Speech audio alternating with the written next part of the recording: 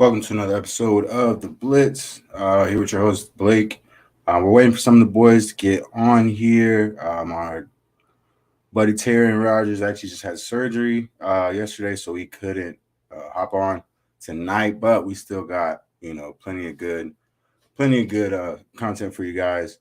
While we're hanging in, waiting for them. If you're not already, make sure you're following us on all platforms. Twitter, it's East West Football Pod, um, short for podcast, obviously. Facebook, East West Football Network, actually switching to East West Football. But we also make sure you subscribe to our YouTube. We also have a TikTok. If you're not doing that, make sure you go do that right now. As everybody knows, baseball season starting to get into full swing, no pun intended. And the finals are starting to come up. So the playoffs actually just now starting. There's a playing game going on right now. So football stuff, as you would think, is starting to slow down. But you would be wrong by thinking that because just in the last week, there's plenty of news, plenty of stuff that's going on. While waiting for them, I'm gonna go ahead and jump into it, and we'll circle back to this whenever they get back on. But Cowboys corner Kelvin Joseph was involved or is being investigated because he was involved in a little roughhousing at a club where him and a man who's supposedly dead now.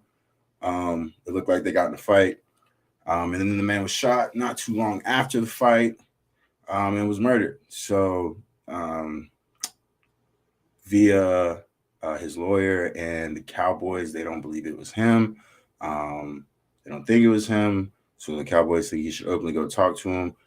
Uh, Kelvin Joseph also had troubles at LSU and Kentucky, where he failed multiple drug tests, and a lot of scouts, NFL scouts, just didn't even want to touch him because of these offseason problems. But now we know Jerry Jones. So Jerry Jones went ahead, took the chance, and here we are now. I hope the best for him. I hope he didn't do it. I hope, the best. You never wish that on any man. But the Cowboys, they just, them and the Raiders, their name has been in it a lot lately. We'll obviously get more on that as that develops. But hopefully, he wasn't part of that, whole shebang. Um, Still waiting here for Philip and Tevin. Tevin told me he was going to have a little delay, as well as Philip. But the show must go on. That is what must happen. Coming up next, we'll jump into the free agent signings over the last week and slash contract extensions. Stephon Gilmore, probably the biggest one. I think it was yesterday. Signed a 2-year, $23 million deal with the Colts. Colts normally are very quiet, quote unquote, in the offseason. I've actually made a couple impressive moves that should make them this year. Running game, nothing about the running game has changed with Jonathan Taylor. You have Matt Ryan, who has been known to have to carry an offense pretty much year in, year out. So taking some of that weight off his back, plus additions like Stephon Gilmore, which not cheap, but with the quarterback market looking the way it is, pretty cheap. So he got banged up last year with Carolina as well, so he didn't get to do what he was going to do in the Patriots. But we will be anticipating a better year with the Colts. Let me see the next free agent signing we're going to get to. Sorry, guys, I'm checking on the boys as well. But the next free agent signing we're going to get to is actually not a free agency signing. It's the AJ Green re-signing, which we talked about last week. I was actually kind of surprised it hadn't happened just yet. And of course, a couple of days later, AJ Green re-signs. I was interested because I was interested the amount. He actually signed for 1 year, $3 million with another 3 in incentives, so he can make up to 6. I mean, at AJ Green's age and based off his production last year, I would not think that's a crazy number at all. I don't think that's too low, too high. Hopefully, he can prove himself this year because it is a 1 year deal. because I mean you'll find another team in the league, but I feel like the Cardinals are a real good fit for him. AJ Green, who is a baller with the Bengals, as we know, but um, kind of lackluster with that offense. Seems like they haven't developed all the chemistry they need there just yet. So we'll continue to watch them. Um, Sammy Watkins to the Packers, 1 year, $4 million. I, based on recent history, this is a very Packerish move. Um, because I was looking and Sammy Watkins is literally only have 1,000 yard receiving career or year season in his career, 9 touchdowns that year, and that was back in 2016 with Buffalo. His second year coming out the league, his first year he had about 900 something yards. So potential was there, and I think that's what a lot of these teams that signed KC signed him after that. He's been with Baltimore, made a stop in Baltimore as well. Before coming here, so I think that's what a lot of teams are seeing in him is the potential to be a big number one down the field receiver, like a lot of these teams are looking for. So hopefully, with Aaron Rodgers and not much competition in the wide receiver room, he can make a huge impact for Green Bay. I think I still think he's a good player. I just don't think he's lived up to what we thought he was going to be coming out of Clemson. Worthy to note, his best year since leaving Buffalo with that 1,000 yard year was with KC in 2019, 673 yards and 3 TDs, being pretty much wide receiver 2 with Tyreek Hill. So good, not too bad stats for a wide receiver 2. But I mean, unless Amari Rodgers is the stud, the second year man that the Packers drafted last year, unless he's the stud in that wide receiver room, this is Sammy Watkins' redemption moment for the taking. I'm very interested to see how it plays out. Another big guy, not quite Devontae Adams, but I think Rodgers will like him. Big body guy, knows how to go up and get it. Really, just I don't think it's just been in the right fit, honestly. Minus Buffalo when he was there. With KC, he was wide receiver 2 in a speedy offense, and with Baltimore, he was wide receiver 1 in a run-heavy offense that featured the tight end. So this would be a little rebirth to his career. Next up, we have Derek Carr, the Raiders man, signing for 3 years, 121, I think half, but I know 121 mil, 65 of it guaranteed.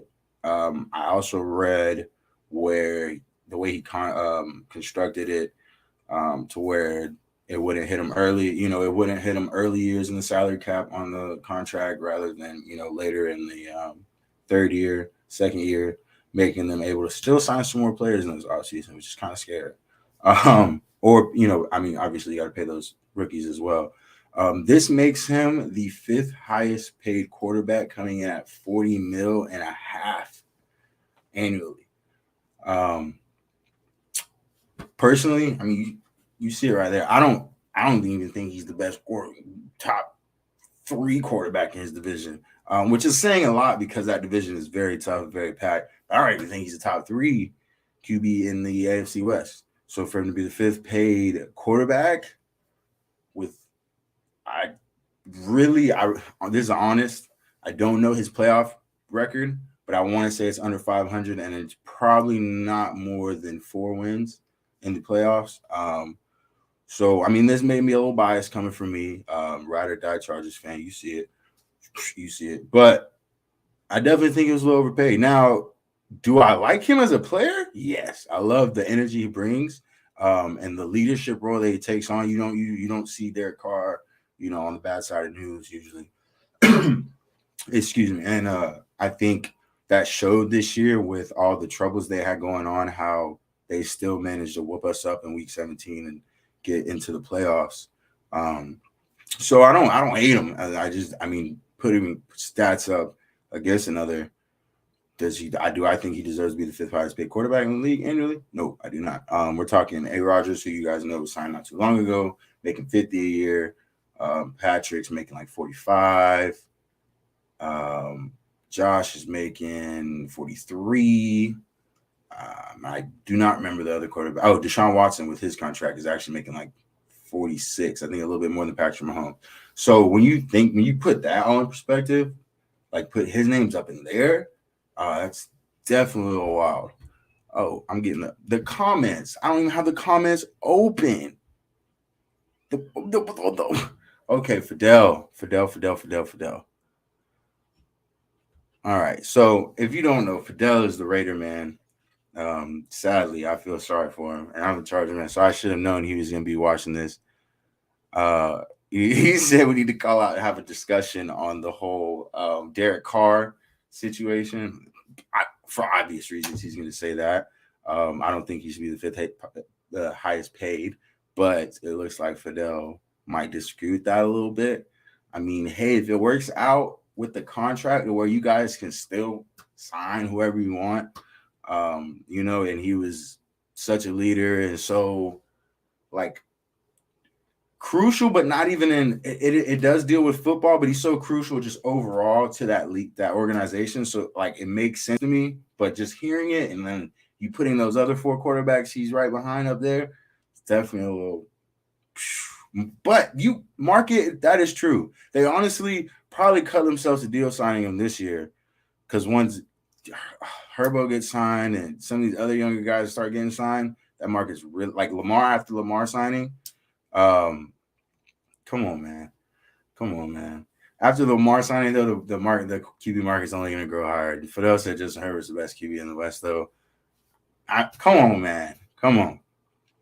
Obviously, I'm going to say yes. But statistically, I think we have to take Patrick Mahomes. If you want to be honest, I don't think Russell Wilson's going to do nada in this division. I think he has an above average year, yes.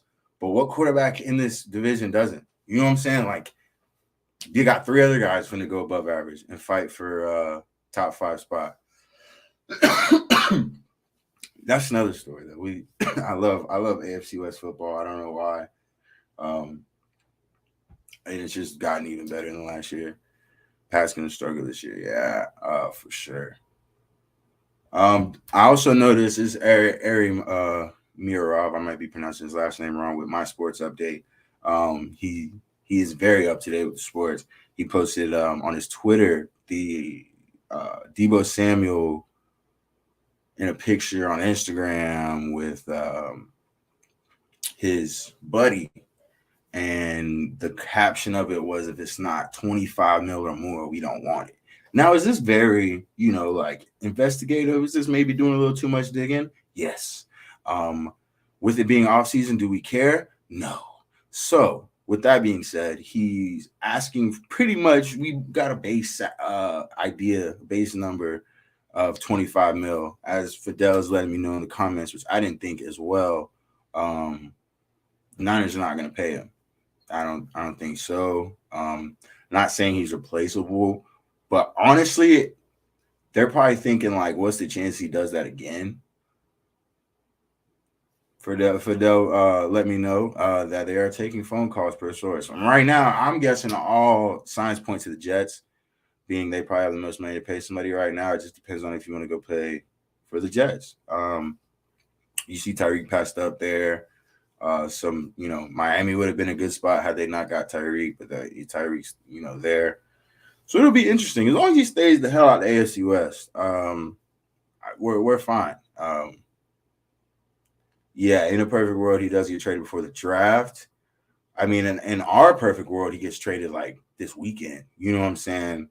So we can get the news out and get it buzzing. But I do think wherever he signs is they're gonna pay him good. I don't know if 25 mil makes him the highest paid wide receiver per year, because I don't remember what Devontae Adams' contract was, unfortunately. But then you also have, as Fidel mentioned, a deep, very, very, very, very, very deep wide receiver class this year. There could be like round 1 in last year's draft guys going in round 2 this year. So just because how deep the wide receiver class is, you add that with, like you said, Ayuk having a good season last year. You go look for that type of runner / wide receiver like Deebo Samuel. I could see them doing something like that. Are you going to find one? Probably not. But I could definitely see them going and doing that. Speaking of the draft, we're gonna go with the recent mock draft. Um, Mel Kiper's mock draft. Excuse me. He had Ahmad Sauce Gardner shot up all the way to two overall, and this is coming off of. Um, only saw the tweet that he say he's the best player in the draft. 2 1s is what I'm hearing. Fidel just mentioned they're gonna give 2 first rounds for Debo. That makes 100% sense. But Sauce Gardner jumping up on the board is really surprising me. Um, is he probably the best corner in this draft? Yes, but is he the second best player in this draft? I I we'll see. We'll see. Aiden Hutchinson should be the no brainer. At first, Aiden Hutchinson, and then I mean I'm hearing a lot about trades in the top five. I wish I had Philip on here. Philip would definitely give us way more insight when it comes to the draft news, as well as the rest of the team here at East West. Honestly, we cover the draft crazy. That's why I'm focusing on NFL so much because them boys have the draft covered, these prospects covered. Make sure you go check out the website and any player you can think of that's gonna go probably first or second round. We probably have a write up on them. If not, it's probably coming before the draft. Uh, with that being said, we're still missing Tevin and Philip, but that's pretty much all I had to wrap up on here today. Obviously, their insights we would have, went into way more. I love when people disagree with me because I'm a know-it-all. Fidel will be actually covering the draft live from Las Vegas. That's actually super cool. Dang, wow. So our, co-founder, Mr. Barraza, Fidel, will be there in Vegas. And I will definitely be on the stream. Yes, you heard it here first. I will definitely be on the stream when he does that. Excited for that draft. Super excited. Honestly, the NBA playoffs aren't even on my mind right now at the moment. Maybe we just got to get deeper into it. But football is like surprisingly still relevant right now. You got the XFL, which we really don't talk about too much, but they're doing stuff. They're pretty much the new test league for the NFL, which is just amazing. They're coming out with a bunch of cool stuff. Maybe we can get in that on the next episode. I wish I had my boys on here. We'd be on here at least another 10, 20 minutes. But without my boys, I don't want to just keep, talking you guys' head off. So thank you for listening. If you're watching this afterwards, thank you for the watch, for the view. Make sure you're following us on all of the social medias. We're going to get TikTok bumping a little bit more. Our Twitter is always where it's at. Instagram as well, East West Football, Facebook. We're live on all of it. We're moving on all of it. We also have like all of the guys from East West Football. We also do our own things outside of East West. So any one of us you're following, you're gonna get a lot of news. You're gonna get a lot of content just by following East West Football. It's definitely a must do. From Blake here at East West Football. Thank you for watching the show, and we will see you next week at 9 with a full cast. Hopefully, I'll have a good night.